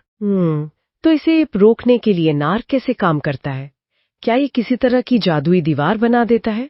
अगर मैं इसे एक मॉडर्न एनालॉजी से समझूं, तो क्या ये नॉइज कैंसलिंग हेडफोन्स की तरह काम करता है? ये एनालॉजी बहुत ही सटीक है। देखिए, नॉइज कैंसलिंग हेडफोन्स बाहरी आवाज को सिर्फ ब्लॉक नहीं करते, बल्कि वे उस शोर के बिल्कुल विपरीत एक साउंड वेव पैदा करते हैं। हाँ, इनवर्स वेव। और जब दोनों वेव्स आपस में टकराती हैं, तो वो एक दूसरे को कैंसिल करके शून्य कर देती हैं। वाओ! मतलब जो डिजिटल तनाव और बाहरी शोर हमारे नर्वस सिस्टम को ओवरलोड कर रहा है, नार का स्पंदन उसके विपरीत काम करके एक रेजोनेंस कवच तैयार करता है और उस शोर को शून्य कर देता है। बिल्कुल। और शोध यहां तक कहता है कि नार की फ्रीक्वेंसी इंसान के डीएनए के वाइब्रेशन के साथ मैच करती है। यानी ये सिर्फ बाहरी शोर को ही नहीं काटता, बल्कि सेलुलर लेवल पर ही हीलिंग शुरू कर देता है। ये तो बहुत ही पावरफुल है। पर इसे करने का तरीका क्या है? सबसे अच्छी बात यह है कि इसके लिए किसी को भी पहाड़ों पर जाकर सालों तक तपस्या करने की जरूरत नहीं है। इस शोध की सबसे व्यवहारिक बात यह है कि यह स्टेट ऑफ बीइंग यानी होने की अवस्था पर जोर देता है, किसी कर्मकांड पर नहीं। तो दैनिक जीवन में इसे कैसे अप्लाई करें? दस्तावेज ने एक बहुत ही आसान तरीका सुझाया है, जिसे 5 सेकंड का माइक्रोपॉज कहा गया है। तो इसका मतलब है कि काम करते हुए या किसी भी तनावपूर्ण स्थिति में बस 5 सेकंड के लिए रुकना है? हाँ, बस रुकना है। सांस लेते हुए ना की ऊर्जा को अपने भीतर महसूस करना है और सांस छोड़ते हुए र के साथ उस पूरी ऊर्जा को और सारे तनाव को वापस शून्य में विसर्जित कर देना है। ये तो आज के डिजिटल डिटॉक्स जैसा लग रहा है। मतलब दिन भर के 0.1% मानसिक शोर से थकने के बाद बस एक 5 सेकंड का माइक्रोपॉज हमारे बायो इलेक्ट्रिक सर्किट को वापस 99.9% वाले कॉस्मिक वाईफाई से कनेक्ट कर देता है। बिल्कुल, इसे दस्तावेज में दिन का संधान कहा गया है। और सबसे बड़ी बात, इस पूरी प्रक्रिया का किसी भी धर्म, संप्रदाय या पंथ से कोई लेना देना नहीं है। हाँ, क्योंकि ये सिर्फ एक ध्वनि है। ये पूरी तरह से न्यूट्रल है, ठीक उस न्यूट्रॉन की तरह। इसीलिए इसे एक यूनिवर्सल कोड माना गया है, जो दुनिया की किसी भी भाषा को बोलने वाले इंसान पर काम करेगा, क्योंकि ये मूल रूप से सिर्फ अकोस्टिक्स और फ्रीक्वेंसी का शुद्ध विज्ञान है। तो अगर आज की इस पूरी गहन चर्चा को एक फ्रेम में देखा जाए, तो इस शोध ने एक बहुत ही साधारण से दिखने वाले अक्षर न को उठाया और उसे भौतिकी के न्यूट्रॉन से जोड़ा। फिर कंपास के चुंबकीय उत्तर से होते हुए उसे क्वांटम वैक्यूम की थ्योरी तक लेकर गया। और अंत में हमारे नर्वस सिस्टम के नॉइज कैंसलिंग मैकेनिज्म पे लाकर खड़ा कर दिया। ये पूरा सफर हमें ये दिखाता है कि अशांति असल में बाहर नहीं है, बल्कि समस्या हमारी अपनी ट्यूनिंग में है। ये हमें याद दिलाता है कि समाधान कुछ नया हासिल करने में नहीं है, बल्कि अपने ही बनाए हुए शोर को छोड़ने में है। बिल्कुल। और इसी विचार के साथ मैं श्रोताओं के लिए एक सवाल छोड़ना चाहती हूँ। इस स्रोत में एक जगह लिखा है कि जब ये सार शब्द या कोर साउंड पूरी तरह से प्रकट होता है तो इंसान की सारी इच्छाएं अपने आप लय हो जाती हैं और अहम यानी मैंपन का निषेध हो जाता है। गहरा विचार है। तो क्या ये संभव है कि इस पूरे ब्रह्मांड का अंतिम सत्य कुछ नया खोजना, कुछ बनना या कुछ पाना है ही नहीं? क्या हमारा अंतिम उद्देश्य केवल हमारी अपनी ही बनाई हुई इस 0.1% शोर की दुनिया को धीरे धीरे अंडू करना है ताकि हम वापस उसी शून्य में लौट सकें जहां से सब कुछ शुरू हुआ था? सोचने वाली बात है। तो अगली बार जब आसपास बिल्कुल शांति हो और कोई बाहरी आवाज ना हो तो जरा ठहरकर गहराई से ध्यान दीजिएगा। क्या आपके भीतर भी वही 99.9% वाली ब्रह्मांडीय गूंज बज रही है? दिन भर के इस भयानक शोर शराबे, डिजिटल नोटिफिकेशंस की आवाजें और मतलब दिमाग में चलने वाले हजारों विचारों के बीच क्या कभी ऐसा महसूस हुआ है कि कोई एक गहरी सी, एक बहुत ही शांत आवाज, हाँ, एकदम शांत आवाज जो हमेशा बैकग्राउंड में बज रही है? बिल्कुल। हम अक्सर इस बाहरी शोर के इतने आदी हो जाते हैं कि हमें लगता है बस यही सच है। सही कहा। और आज की इस गहन चर्चा में हम ठीक इसी ध्वनि और इस मौन के विज्ञान को डिकोड करने वाले हैं। हमारे पास एक बहुत ही दिलचस्प शोध ग्रंथ है जिसका नाम है नकार साधना, स्वयंभू नाद और मौन का विज्ञान। और इसे लिखा है संत श्री साई अरुण जी महाराज ने, जिन्हें डॉक्टर अरुण रामचंद्र शिलार के नाम से भी जाना जाता है। बिल्कुल। तो चलिए इसे थोड़ा विस्तार से समझते हैं। इस पूरी चर्चा का हमारा मिशन ये खोजना है कि कैसे हिंदी वर्णमाला का एक साधारण सा अक्षर, मतलब ये जो न है, ये क्वांटम फिजिक्स, न्यूरोलॉजी और प्राचीन वैदिक ज्ञान के बीच एक सीधा पुल बनाता है। ये सच में बहुत बड़ा दावा है ना? और हाँ, शुरुआत में ही ये साफ कर देना बहुत जरूरी है कि हमारी ये चर्चा किसी विशिष्ट धर्म या पंथ के बारे में बिल्कुल नहीं है। एकदम सही बात है। हम यहाँ सिर्फ यूनिवर्सल साइंस यानी जो ब्रह्मांडीय विज्ञान है और जो ध्वनि तरंगे हैं, बस उनके बारे में बात कर रहे हैं। क्योंकि इस किताब की जो मूल थीसिस है वो नकार को एक ब्रह्मांडीय नियतांक या अगर विज्ञान की भाषा में कहें तो कॉस्मिक कांस्टेंट मानती है। तो शुरुआत यहीं से करते हैं। आखिर इस न में ऐसा क्या खास है जो इसे सीधे ब्रह्मांड की संरचना से जोड़ देता है? मतलब भाषा का कोई एक अक्षर इतना महत्वपूर्ण कैसे हो सकता है? यहाँ सबसे दिलचस्प बात यह है कि किताब में इसे ब्रह्मांडीय चुंबकत्व यानी कॉस्मिक मैग्नेटिज्म की तरह समझाया गया है। चुंबकत्व मतलब मैग्नेट की तरह? बिल्कुल। जैसे हम जानते हैं कि पृथ्वी का एक नॉर्थ पोल है, उत्तर ध्रुव। हाँ, कंपास की सुई हमेशा उसी तरफ जाती है। एकदम सही। कंपास की सुई हमेशा उत्तर की ओर ही क्यों मुड़ती है? क्योंकि वो एक अदृश्य लेकिन बहुत शक्तिशाली चुंबकीय क्षेत्र का अनुसरण कर रही होती है। अच्छा।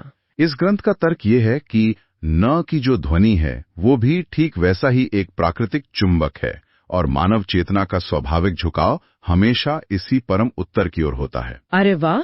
तो मतलब एक तरह से ये हमारे दिमाग को दिशा देता है। हाँ। जब चेतना भटकती है तो नकार उसे एक धुरी प्रदान करता है। इसे समझाने के लिए किताब में परमाणु यानी एटम का रूपक दिया गया है।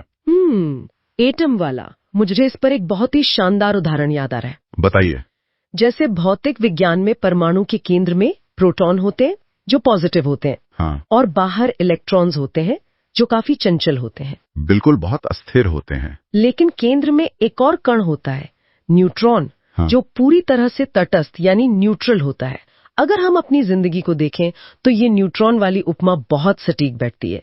ये तुलना सच में बहुत दिलचस्प है ना? अगर जीवन में ये तटस्थता न हो तो हमारी भावनाएं, हमारा गुस्सा, हमारी इच्छाएं, ये सब एक अनियंत्रित प्रोटॉन की तरह हमारे दिमाग में कभी भी विस्फोट कर सकती हैं। नकार असल में एक परमाणु के न्यूट्रॉन की तरह काम करता है। एकदम सही पकड़ा आपने। ये तटस्थता स्थिरता का ही प्रतीक है। डॉक्टर शेलार समझाते हैं कि ना का जो उच्चारण है वो इंसान के मन को संसार के इन सकारात्मक और नकारात्मक द्वंद्वों से निकालता है और उसे एक शून्य की स्थिति में ले आता है। हाँ, और ये शून्य कोई खालीपन नहीं है, ये एक आध्यात्मिक मैग्नेटाइजेशन है। एक ऐसी संतुलित स्थिति जहां ऊर्जा का फालतू बिखराव पूरी तरह से रुक जाता है।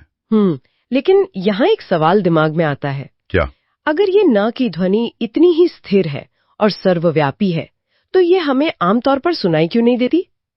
ये एक बहुत ही लाजमी सवाल है। मतलब अगर ये सृष्टि में हर जगह है तो हमें दिन भर इसकी गूंज आनी चाहिए ना? इसका जवाब हमारी चेतना के फोकस करने में छिपा है।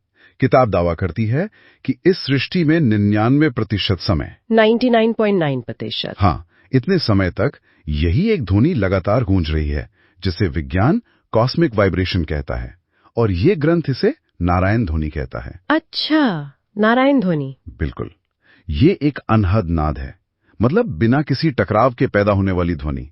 प्रकृति की हर बड़ी शक्ति, चाहे वो नदी का वेग हो या समुद्र का शोर, उसकी फ्रीक्वेंसी इसी से मेल खाती है। तो फिर हम इसे सुन क्यों नहीं पाते? क्योंकि हमारी पूरी चेतना उस बचे हुए 0.1% सांसारिक शोर में उलझी हुई है, जो मेंटल नॉइज है। अरे, इसे समझने के लिए एक बहुत मजेदार तुलना करते हैं। हाँ बिल्कुल। मान लीजिए कोई व्यक्ति एक बहुत ही लाउड रॉक कॉन्सर्ट के बीचों बीच खड़ा है। बहुत ज्यादा शोर होगा माँ। बहुत ज्यादा बड़े स्पीकर, गिटार और हजारों लोग चिल्ला रहे हैं। ये सब हमारा वो 0.1% शोर है। नौकरी की चिंता, social media stress, mental noise.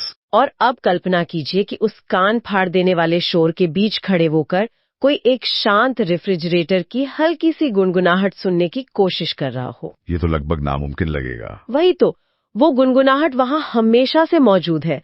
वो 99.9% नारायण ध्वनि है, लेकिन उस रॉक कॉन्सर्ट के शोर ने उसे पूरी तरह से ढक लिया है। बहुत ही बेहतरीन उदाहरण है। अगर हम इसे व्यापक संदर्भ में देखें तो डॉक्टर शिलार का शोध बताता है कि ये ध्वनि सिर्फ कोई रैंडम बैकग्राउंड म्यूजिक नहीं है। तो फिर क्या है? उनके अनुसार ये वो चुंबकीय डोर है जो जीव को उसके उद्गम यानी उसके सोर्स से जोड़े रखती है। सोर्स से जुड़े रखती है। और किताब में यहाँ तक दावा है कि यदि यह स्पंदन एक पल के लिए भी रुक जाए तो पूरी सृष्टि नष्ट हो जाएगी। बाप रे, ये तो बहुत बड़ा विचार है। हाँ, ये अस्तित्व को बांधे रखने वाला आधार है। तो फिर इस 99.9% ध्वनि को डिकोड कैसे किया जाए? प्राचीन काल में लोगों ने इस रॉक कॉन्सर्ट के बीच उस रेफ्रिजरेटर की आवाज को कैसे सुना था? और उसके डबल एन यानी डबल न के रहस्य का बहुत गहराई से जिक्र किया गया है। डबल न? ये कोई भाषा का नियम है क्या? नहीं, ये कोई व्याकरण का नियम नहीं है। इसे आकर्षण का दोहरा केंद्र या ड्यूल कोर अट्रैक्शन थ्योरी कहा गया है। अच्छा। लेखक बताते हैं कि पहला न ब्रह्मांड में गूंजती उस ध्वनि का प्रतीक है, और दूसरा न जीव का यानी इंसान के भीतर के स्पंदन का प्रतीक है। ओहो, तो जो हम पुरानी कहानियों में सुनते हैं कि नारद मुनि हमेशा नारायण नारायण जपते रहते थे। हाँ बिल्कुल। तो आमतौर पर लोग इसे बस एक धार्मिक कर्मकांड मान लेते हैं। लेकिन डॉक्टर शिलार स्पष्ट करते हैं कि वो कोई सामान्य कर्मकांड नहीं था, वो असल में एक कॉस्मिक ट्यूनिंग थी। कॉस्मिक ट्यूनिंग मतलब वे अपने भीतर के न को ब्रह्मांड के न के साथ सिंक कर रहे थे। एकदम सही। और नारायण शब्द को किताब में एक पूरे एनर्जी सर्किट के रूप में भी डिकोड किया गया है। न, रा, य, ण। ये सर्किट कैसे काम करता है? देखिए, न का अर्थ है आकर्षण, रा का अर्थ है प्रकाश, य का अर्थ है गति या फ्लो, और न का अर्थ है विश्राम यानी वापस शून्य में विसर्जन। मतलब न से सृष्टि का फैलाव शुरू होता है और ण पर आकर वो वापस सिमट जाती है। बिल्कुल, न एक्सपेंशन है और न कॉन्ट्रैक्शन। तो इस सब का असल में क्या मतलब है? मतलब क्या इसका ये अर्थ है कि प्राचीन काल के ये जो मंत्र थे वे असल में एक तरह के ऑडियो इंजीनियरिंग टूल्स थे? इस शोध ग्रंथ का निष्कर्ष यही है। जब यह सर्किट पूरा होता है तो ऊर्जा का व्यय नहीं होता, बल्कि उसका संचय होता है। ऊर्जा इकट्ठी होती है। ये सब दर्शन और फिजिक्स के नजरिए से सुनने में तो बहुत अद्भुत लगता है, लेकिन क्या इसका मानव शरीर पर, हमारी बायोलॉजी पर कोई ठोस वैज्ञानिक प्रभाव भी पड़ता है? किताब का यह हिस्सा सबसे ज्यादा दिलचस्प है। डॉक्टर शिलार इसे सीधे न्यूरोअकॉस्टिक्स से जोड़ते हैं। न्यूरोअकॉस्टिक्स? हाँ, उनका दावा है कि जब कोई व्यक्ति नहकार की आवृत्ति पर ध्यान केंद्रित करता है तो मस्तिष्क की जो ब्रेन वेव्स हैं उनमें बदलाव आता है। ब्रेन वेव्स में कैसे? तनाव के समय हमारा दिमाग तेज वेव्स में होता है, लेकिन इस ध्वनि के प्रभाव से मस्तिष्क की तरंगें अल्फा स्थिति में आती हैं, जो सजगता लाती है, अल्फा स्टेट। और गहराई में जाने पर ये थीटा स्थिति में चली जाती हैं, जो गहन ध्यान का स्तर है। लेकिन रुकिए, स्रोत सामग्री में तो डीएनए के स्पंदन का भी जिक्र है। कोई ध्वनि सीधे हमारे डीएनए को कैसे प्रभावित कर सकती है? यह एक बहुत ही तार्किक संदेह है, लेकिन डॉक्टर शेलार का तर्क है कि हमारे डीएनए में मौजूद अणु एक विशिष्ट फ्रीक्वेंसी पर कंपन करते हैं। अच्छा। और ना की जो फ्रीक्वेंसी है वो डीएनए अणुओं के इस प्राकृतिक कंपन के साथ पूरी तरह से मेल खाती है। मतलब वो रेजोनेट करते हैं। बिल्कुल, जिससे शरीर में सेल्फ हीलिंग की प्रक्रिया तेज हो जाती है। ये तो बहुत ही कमाल की बात है। और मुझे याद आ रहा है कि इसमें ऑरा या इलेक्ट्रोमैग्नेटिक फील्ड का भी कुछ जिक्र था। हाँ, ग्रंथ के अनुसार ये ध्वनि शरीर के चारों ओर एक रेजोनेंस कवच बनाती है। इसे अगर मैं एक आसान उदाहरण से समझाऊं। हाँ, बताइए। जैसे कोई शॉर्ट सर्किट वाला बिजली का तार हो, अगर उस पर इंसुलेशन टेप ना हो तो एनर्जी लीक होगी, स्पार्क होगा। इंसान भी तनाव में अपनी ऊर्जा ऐसे ही लीक करता है। एकदम सही। लेकिन ये जो नकार की ध्वनि है, ये मानो उस तार पर इंसुलेशन चढ़ाने का काम करती है, जो एनर्जी के लीकेज को रोकती है और डिजिटल शोर से बचाती है। ये बहुत ही सटीक एनालॉजी है। एक्सपर्ट्स भी इसे एक बायो इलेक्ट्रिक प्रक्रिया मानते हैं। ये हमारे भीतर के न्यूरॉन्स को फिर से व्यवस्थित करती है, एक तरह की न्यूरल रीमैपिंग। चलिए, थ्योरी तो समझ आ गई। यहाँ बात सच में बहुत दिलचस्प हो जाती है, क्योंकि इतने विज्ञान को जानने के बाद एक आधुनिक इंसान अपनी भागदौड़ भरी जिंदगी में इसे कैसे लागू कर सकता है? यहीं पर किताब का सबसे चौंकाने वाला संदेश सामने आता है। जब सवाल उठता है कि क्या करें, तो क्या करना चाहिए? ग्रंथ का सीधा सा उत्तर है, कुछ नहीं करना है। कुछ नहीं करना है? अरे, ये तो सबसे मुश्किल काम है। सच में, ये साधना करने की वस्तु नहीं, होने की स्थिति है, स्टेट ऑफ बीइंग। आज का इंसान तो प्रोडक्टिविटी का इतना आदी हो चुका है कि कुछ न करना और सिर्फ शांत होकर सुनना उसे नामुमकिन सा लगता है। ये एक बहुत ही महत्वपूर्ण सवाल खड़ा करता है। जब लोग इस मौन में जाते हैं तो उनके अहंकार, उनके ईगो को इस शून्यता से डर लगने लगता है। Fear of emptiness. बिल्कुल, लेकिन किताब समझाती है कि ये शून्यता नहीं है, ये असल में पूर्णता है। और इसे दैनिक जीवन में उतारने के लिए 3 बहुत ही आसान चरण बताए गए हैं। वो 3 चरण क्या है? पहला है ब्रह्म मुहूर्त, यानी सुबह का समय। ये आरंभिक ट्यूनिंग का समय है, क्योंकि तब बाहरी शोर सबसे कम होता है। सुबह सुबह कॉस्मिक नॉइज कम होता है। और दूसरा चरण? दूसरा है दिन का संधान, जिसे मैग्नेटिक अलाइनमेंट कहते हैं। ये कैसे होता है? दिन भर के शोर में जब भी मन विचलित हो तो सिर्फ 3 बार मानसिक रूप से नमो नमः का उच्चारण करके खुद को रीसेट करना होता है। अरे वाह, ये तो बहुत ही आसान है, बस एक पॉज लेना है। हाँ, बस एक पॉज। और तीसरा चरण है रात्रि विश्राम का। सोने से पहले? एकदम, सोने से ठीक पहले अपनी चेतना को पूरी तरह से रणकार की गहराई और शांति में छोड़ देना है, शून्य में विसर्जन। तो अगर हम इस पूरी चर्चा का सारांश निकालें तो ये बात बिल्कुल साफ है कि नकार की ये जो स्वयंभू नाद साधना है, ये किसी संप्रदाय या पंथ की नहीं है। बिल्कुल नहीं, ये पूरी तरह से एक यूनिवर्सल कोड है। ये उस 0.1% के भ्रमित करने वाले शोर से बाहर निकलकर 99.9% के ब्रह्मांडीय मौन में उतरने का सीधा रास्ता है। एकदम सही कहा आपने। तो आज की इस चर्चा को हम एक बहुत ही गहरे विचार के साथ खत्म करते हैं। बिल्कुल। विज्ञान कहता है कि हमारा डीएनए और ये पूरा ब्रह्मांड एक ही फ्रीक्वेंसी पे कंपन कर रहे हैं। तो क्या इसका मतलब ये है कि जब कोई सच में एकदम शांत होके बैठता है और उस नकार को सुनता है, तो वो इंसान सिर्फ ध्यान नहीं कर रहा होता, बल्कि वो वास्तव में इस ब्रह्मांड के साथ उसकी अपनी मूल भाषा में बात कर रहा होता है। ये सच में रोंगटे खड़े कर देने वाला विचार है। अगली बार जब दिन भर की भाग दौड़ के बाद एकदम खामोशी छा जाए, तो सुनने वालों को उस बैकग्राउंड की आवाज पर ध्यान देना चाहिए। क्या पता ब्रह्मांड अपनी उसी खामोश भाषा में कुछ कह रहा हो। बिल्कुल, बस सुनने की जरूरत है। जरा कल्पना कीजिए कि भयंकर ट्रैफिक जैम लगा हुआ है, हर तरफ गाड़ियों के हॉर्न बज रहे हैं, इंजनों की गड़गड़ाहट है, मतलब चारों तरफ बस धुएं का गुबार है। हाँ, वो तो आजकल हर बड़े शहर की कहानी है। बिल्कुल। और इस शोरगुल के बीच खड़े होकर ऐसा लगता है जैसे यही पूरी दुनिया है ना? यही इकलौती सच्चाई है।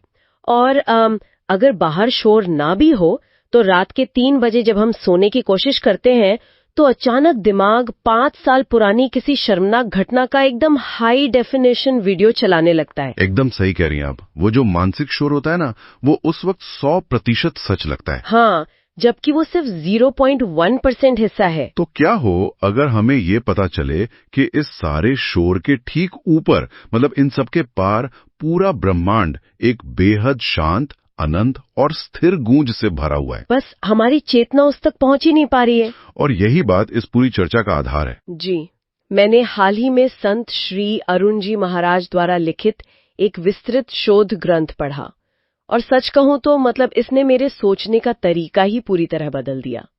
इस शोध के अनुसार ब्रह्मांड का 99.9% हिस्सा एक निरंतर शांत ध्वनि से गूंज रहा है, जो कि विज्ञान के नजरिए से बहुत ही सटीक ऑब्जर्वेशन है ना? तो आज की हमारी इस गहन चर्चा का मिशन इसी नकार साधना के वैज्ञानिक और आध्यात्मिक रहस्यों को डिकोड करना है।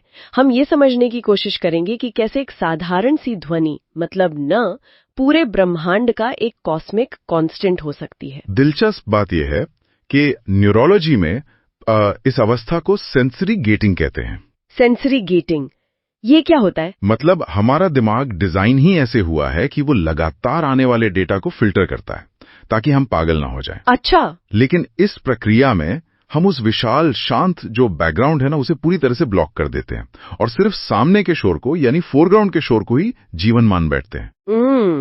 तो हम असल में 99% ब्रह्मांड को इग्नोर कर रहे हैं। बिल्कुल। ये शोध जिसे श्रवण का विज्ञान कहता है वो वास्तव में उसी बैकग्राउंड से दोबारा जुड़ने की एक प्रक्रिया है। ये कोई कर्मकांड नहीं है। ये न्यूरो एकॉस्टिक्स और आधुनिक भौतिकी के लेंस से प्राचीन ज्ञान को समझने का एक बहुत ही तार्किक तरीका है। तो चलिए इस प्रणाली को बिल्कुल शुरुआत से डिकोड करते हैं, मतलब जहां से सृष्टि का आरंभ हुआ था। इस शोध में पॉइंट ऑफ सिंगुलैरिटी का जिक्र है, जहां से बिग बैंग हुआ था। जी बिल्कुल। शोध कहता है कि ब्रह्मांड एक ध्वनि से शुरू हुआ और वो बिंदु नकार के बीज रूप में स्थित था।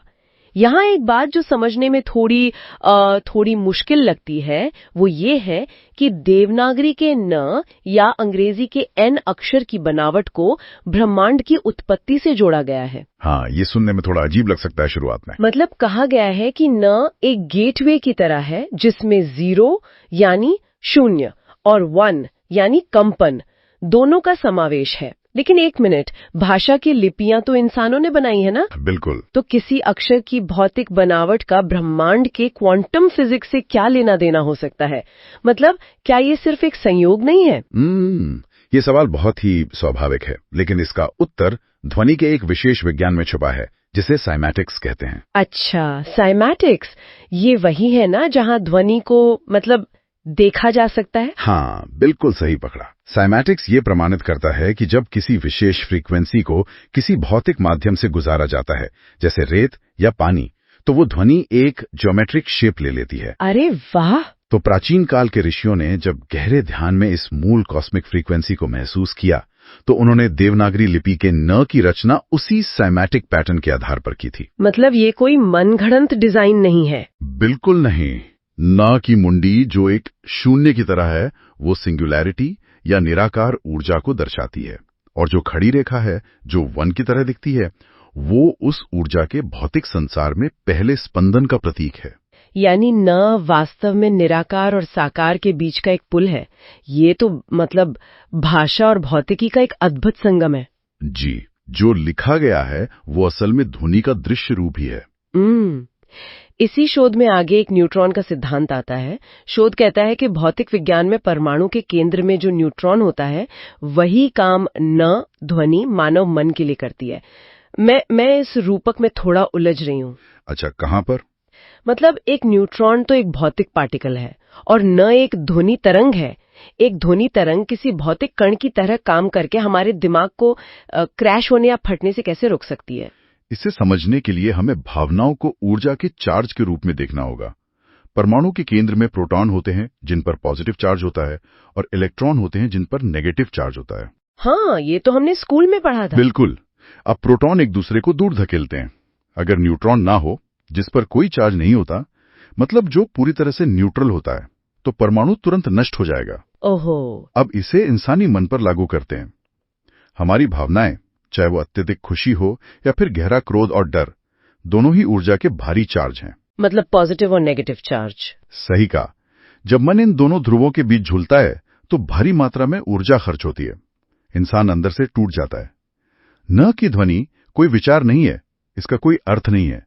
ये पूरी तरह से एक न्यूट्रल वाइब्रेशन है। तो तो जब ये ध्वनि दिमाग में गूंजती है, हाँ, तब ये मानसिक परमाणु के बीच न्यूट्रॉन की तरह काम करती है।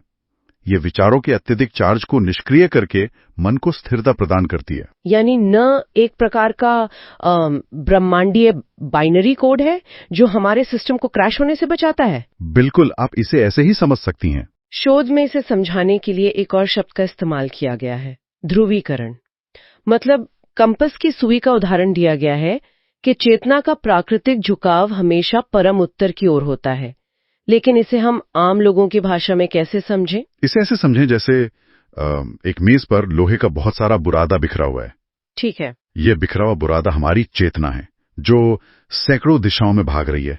नौकरी की चिंता, रिश्तों का तनाव, बिल भरने का डर, ये सब बिखरी हुई ऊर्जा है। हाँ, आजकल तो हर किसी की यही हालत है। बिल्कुल।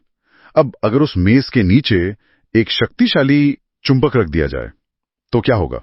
वो सारा बुरादा चुंबक की तरफ खिंच जाएगा। एक झटके में वो एक सीधी रेखा में एक ध्रुव की ओर अलाइन हो जाएगा। न की ध्वनि वही आध्यात्मिक चुंबक है। संसार के शोर ने हमारी चेतना को बिखेर दिया है, बहिर्मुखी कर दिया है। लेकिन जब ये न्यूट्रल ध्वनि गूंजती है तो ये चेतना को वापस उसके मूल अक्ष पर ले आती है। एकदम सही। इसी को सुरती का परमात्मा या परम उत्तर की ओर मुड़ना कहा गया है। अरे वाह, ये चुंबक और लोहे के बुरादे वाला उदाहरण चीजों को एकदम साफ कर देता है। लेकिन यहाँ एक बहुत ही व्यावहारिक सवाल उठता है। जी, पूछिए। अगर ये न की ध्वनि, जिसे शोध में नारायण ध्वनि कहा गया है, वो चुंबक की तरह हर जगह मौजूद है, मतलब ब्रह्मांड का 99% हिस्सा इसी से बना है, तो एक आम इंसान इसे महसूस क्यों नहीं कर पाता? क्योंकि नारायण ध्वनि कोई ऐसी चीज नहीं है जो कानों के बाहरी पर्दों से टकराकर सुनाई दे। मतलब ये कानों से नहीं सुनी जा सकते? नहीं, ये कोई भौतिक ध्वनि नहीं है। ये एक कॉस्मिक फ्रीक्वेंसी है। इसे सुरती से, यानी हमारी आंतरिक श्रवण शक्ति से ग्रहण किया जाता है। प्रकृति में ये हर जगह मौजूद है। जैसे कहाँ? जैसे नदी के तेज बहाव में जो एक निरंतर गूंज होती है, या तेज हवा के शोर में। यहां तक कि हमारे डीएनए के कंपन में भी यही अनुनाद है। अच्छा, डीएनए में भी? जी। प्राचीन ग्रंथों में इसे अनहद नाद कहा गया है। अनहद यानी वो ध्वनि जो बिना किन्हीं दो चीजों के टकराए उत्पन्न हो रही है। ये अस्तित्व की अपनी आवाज है। ओह, ये सुनने में बहुत काव्यात्मक लगता है कि शोर को नजरअंदाज करो और अनाहद नाद को सुनो। लेकिन चलिए जमीन पर आते हैं। हाँ, बिल्कुल। एक आम इंसान जिसके सिर पर ईएमआई का भारी बोझ है, जिसका बॉस हर वक्त उसे परेशान करता है, घर में बच्चे रो रहे हैं, वो इंसान इस 99% वाले सिग्नल को कैसे पकड़े? मैं समझ रहा हूं आप क्या कह रही हैं। मतलब ये तो वैसा ही हुआ ना कि कोई तूफान के बीच खड़ा होकर बांसुरी की आवाज सुनने की कोशिश कर रहा हो। क्या ये एक रेडियो स्टेशन को ट्यून करने जैसा है, जहां हमें बस सही फ्रीक्वेंसी पकड़नी है? आपने बिल्कुल सही शब्द इस्तेमाल किया। ये ट्यूनिंग का ही पूरा विज्ञान है, और प्राचीन ऋषियों ने ठीक यही किया था। एक शब्द है श्रुति, जिसका अर्थ है सुनकर प्राप्त किया गया ज्ञान। तो वो कोई किताबें नहीं पढ़ रहे थे? बिल्कुल नहीं। ऋषि मुनि जंगलों में बैठकर कोई किताबें नहीं पढ़ रहे थे। वे अपने शरीर और चेतना रूपी रेडियो के डायल को घुमाकर उस कॉस्मिक फ्रीक्वेंसी के साथ खुद को ट्यून कर रहे थे। तो आम इंसान इसे क्यों नहीं सुन पाता? क्योंकि उसका पूरा ध्यान, उसका पूरा डायल उस 0.1% सांसारिक शोर पर अटका हुआ है। न साधना का अर्थ यह नहीं है कि आप दुनिया छोड़कर भाग जाएं। हाँ, वो तो पॉसिबल भी नहीं है। बिल्कुल। इसका अर्थ है उस शोर के वॉल्यूम को कम करके असली फ्रीक्वेंसी के साथ अलाइन होना। जब डायल सही जगह सेट होता है तो वो रेडियो स्टेशन तूफान के बीच बिल्कुल स्पष्ट सुनाई देता है। खैर, अगर हम रेडियो ट्यून कर रहे हैं तो सबसे बड़ी चुनौती होती है उस फ्रीक्वेंसी को लॉक करना, है ना, ताकि सिग्नल बार बार टूटे नहीं। बिल्कुल। इस शोध में श्रीमन नारायण शब्द का जो विश्लेषण किया गया है, वो मुझे इसी लॉक करने की तकनीक की तरह लगता है। इसमें एक डबल न के रहस्य की बात की गई है, एक न बीच में और एक ण अंत में। यहां आकर ना इस साधना का सबसे गहरा विज्ञान सामने आता है। श्रीमन नारायण में जो डबल न है, वो सिर्फ व्याकरण या भाषा का हिस्सा नहीं है। अच्छा, तो फिर क्या है? ये ड्यूअल कोर अट्रैक्शन या आकर्षण का एक दोहरा केंद्र बनाता है। इसमें पहला न उस अनंत ध्वनि का प्रतीक है जो ब्रह्मांड में मौजूद है। ठीक है। और दूसरा न या रण उस जीव की, मतलब इंसान की चेतना का प्रतीक है जो उस विशालता में विलीन होना चाहता है। जब ये दोनों एक साथ मिलते हैं तो एक पूर्ण मैग्नेटिक सर्किट का निर्माण होता है। रुको रुको एक मिनट, क्या इसका मतलब ये एक लूप है? जी बिल्कुल, एक लूप है। मतलब जब हम बचपन से टीवी पर पौराणिक कथाओं में देखते थे ना नारद मुनि को हर जगह नारायण नारायण जपते हुए, तो वो कोई धार्मिक कर्मकांड या किसी का नाम पुकारना नहीं था? बिल्कुल नहीं, वो उस कॉस्मिक फ्रीक्वेंसी का निरंतर आप कह सकते हैं कि वेरिफिकेशन था। वेरिफिकेशन मतलब वो चेक कर रहे थे कि कनेक्शन है या नहीं? हाँ, वह बार बार अपनी श्रुति को उस ब्रह्मांडीय ध्वनि के साथ लॉक कर रहे थे। इस सर्किट को समझने के लिए न से न तक की यात्रा को देखना होगा। न आकर्षण और विस्तार का प्रतीक है, जहां से सृष्टि फैलती है, जहां से विचारों का जन्म होता है। ओह, और जो शब्द के अंत में ण आता है, वह विश्राम, शांति और वापस अपने स्रोत में लौट जाने का प्रतीक है। ऋणा पर आकर हर स्पंदन शून्य में विलीन हो जाता है। ये तो लिटरली कमाल है। मतलब ये सच में एक इलेक्ट्रिकल सर्किट को पूरा करने जैसा है। न से करंट शुरू हुआ, पूरे सिस्टम में घूमा और रणों पर आकर ग्राउंड हो गया। बिल्कुल यही होता है। हम आम जीवन में अपनी ऊर्जा को अधूरी चिंताओं और विचारों में छोड़ देते हैं, जैसे कोई खुला तार हो जिसमें से करंट लीक हो रहा हो। बहुत सही उदाहरण दिया आपने। लेकिन ये लूप उस ऊर्जा को लीक होने से बचाता है, तो इसका मतलब हमारी बैटरी ड्रेन होने के बजाय वापस चार्ज होने लगती है। का व्यय होता है और हमारी जो इलेक्ट्रोमैग्नेटिक फील्ड है वो कमजोर पड़ जाती है, जिससे हम थका हुआ महसूस करते हैं। हाँ, लेकिन जब न से शुरू होकर चेतना कर्ण पर ग्राउंड होती है तो ऊर्जा का संचय होने लगता है।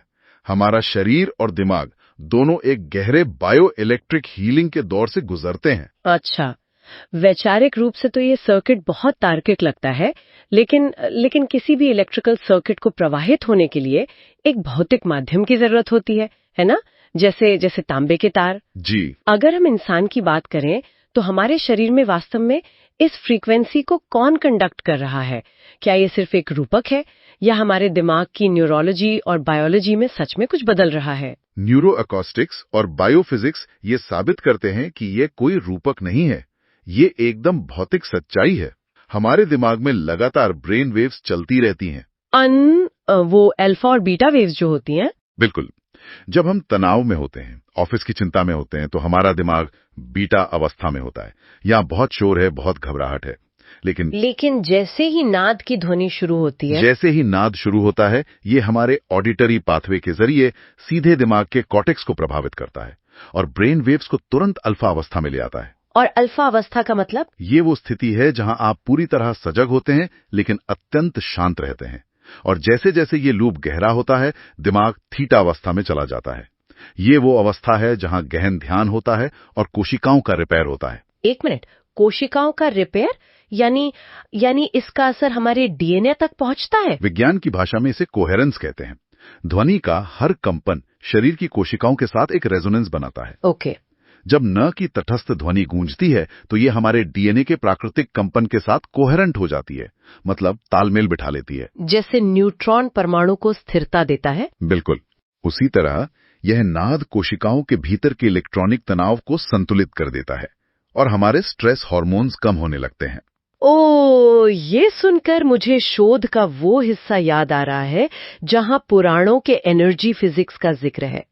उसमें शेषशायी नारायण, गर्भोदशाई नारायण और क्षीरोदशाई नारायण के बारे में बताया गया है। जी, वो बहुत ही महत्वपूर्ण हिस्सा है। तो क्या हम ये कह सकते हैं कि हमारे प्राचीन ग्रंथों में जो कथाएं हैं वे वास्तव में क्वांटम फिजिक्स और इलेक्ट्रोमैग्नेटिक फील्ड्स को आम लोगों को समझाने के लिए रचे गए वैज्ञानिक रूपक थे? इस शोध का एक बहुत बड़ा योगदान यही है कि यह उन ग्रंथों को सिर्फ धार्मिक कथाओं के दायरे से निकालकर शुद्ध ऊर्जा विज्ञान के रूप में स्थापित करता है।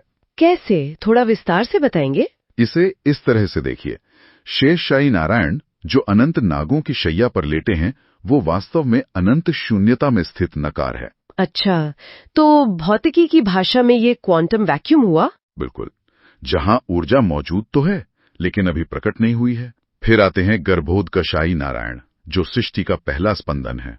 विज्ञान इसे कॉस्मिक एग या बिग बैंग से पहले की अवस्था मानता है। अरे वाह।